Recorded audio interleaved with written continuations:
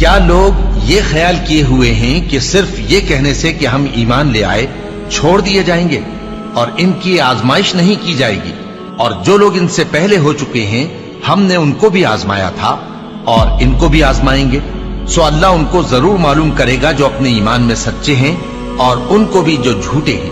کیا وہ لوگ جو برے کام کرتے ہیں یہ سمجھے ہوئے ہیں کہ یہ ہمارے قابو سے نکل جائیں گے؟ جو فیصلہ یہ کرتے ہیں برا ہے۔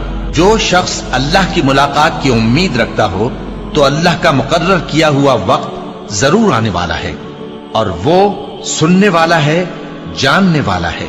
اور ہم کسی قدر خوف اور بھوک اور مال اور جانوں اور میووں کے نقصان سے تمہاری آزمائش کریں گے، اور صبر کرنے والوں کو بشارت سنا دو کہ ان لوگوں پر جب کوئی مصیبت واقع ہوتی ہے تو کہتے ہیں کہ ہم اللہ ہی کا مال ہیں اور اسی کی طرف لوٹ کر جانے والے ہیں۔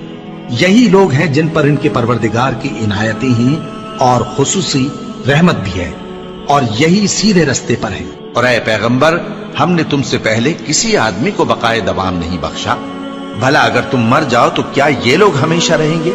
ہر شخص کو موت کا مزہ چکھنا ہے، اور ہم تم لوگوں کو سختی اور آسودگی میں آزمائش کے طور پر مبتلا کرتے ہیں، اور تم ہماری طرف ہی لوٹ کر آؤ گے۔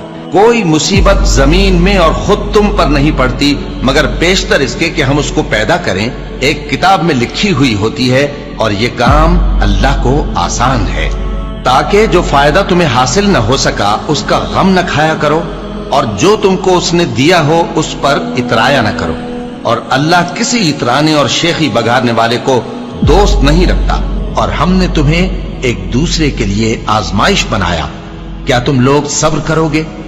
اور تمہارا پروردگار تو دیکھنے والا ہے۔ اے اہل ایمان، تمہارے مال و جان میں تمہاری آزمائش ضرور کی جائے گی، اور تم اہل کتاب سے اور ان لوگوں سے جو مشرک ہیں بہت سی ایذا کی باتیں سنو گے، تو اگر صبر اور پرہیزگاری کرتے رہو گے تو یہ بڑی ہمت کے کام ہے۔